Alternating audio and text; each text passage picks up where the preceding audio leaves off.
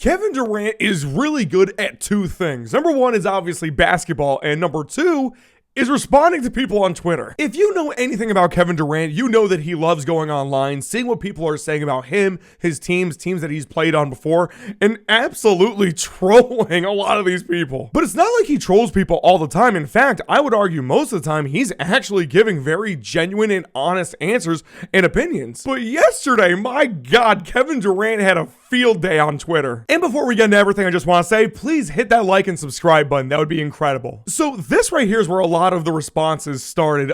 Someone tweeted the last time that Kevin Durant led his team in field goal attempts per game was 2018, which is crazy to think about because, again, KD has been a 27, 28 point per game scorer for his entire career, basically. And somebody quote tweeted that saying, greatest score ever, my ass. Y'all like efficiency more than what's needed to win. Which, no offense to Dime Dropper, but that is such a stupid take. Because he continues this thread saying, I think Kevin Durant is easily a top 5 scorer ever, but if you think he's a better scorer than Kobe and Jordan, you're missing something, which...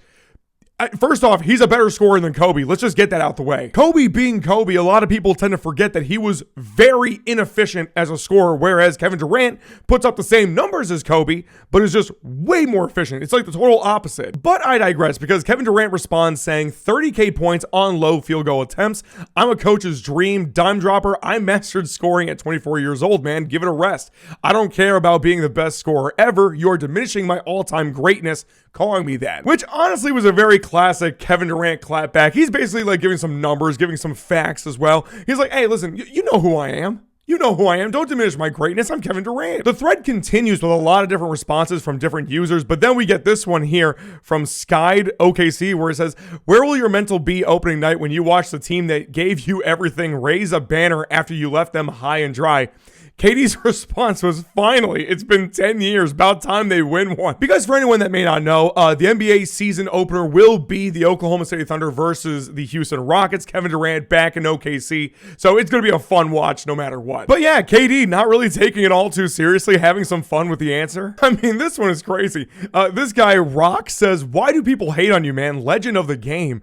And KD says, they love me and it's hard to express it. I'm just trying to let them know that regardless of the emotions they feel, their dad is still right beside them. But it's this one right here that was absolutely crazy from Kevin Durant. This guy, Cam, says, why do Warriors fans hate KD, LMAO? KD responds plainly, them finals MVPs, they will never recover. He's basically implying that Warriors fans are mad that KD was the one that won those 2 finals MVPs because he was so great. He was clearly the best player on the team, and it wasn't someone like Steph. Now, whether or not you think he's just trolling or whether or not you think he's serious is up to you, but an elite answer nonetheless. But his back and forth with this guy, Flex Giants, was hilarious. This guy says, and what has that gotten you? You still have the legacy of a loser. That can never be reversed. KD says, hey, whatever helps you deal with the hurt that I caused, the trauma, I get it. To which the guy says, trauma? What trauma did you cause? We have a championship. When's the last time you've had one? Even after it all, we had Russell Westbrook stand by our side, the only man that I hold in the same tier of respect as I do my own father. You will never reach that level, Kevin. Never, all caps, serious. Kevin will never get that man's respect in the same way that Russ did. And that's where KD says this, talking about we. You don't speak French. You don't have a ring with your name on it. Talking about we. You would get arrested trying to walk into that locker room. Like, come on, man. He's playing fun with the fact that fans often associate themselves with the team saying, that's what we do. That's what we are. We are the Oklahoma City Thunder.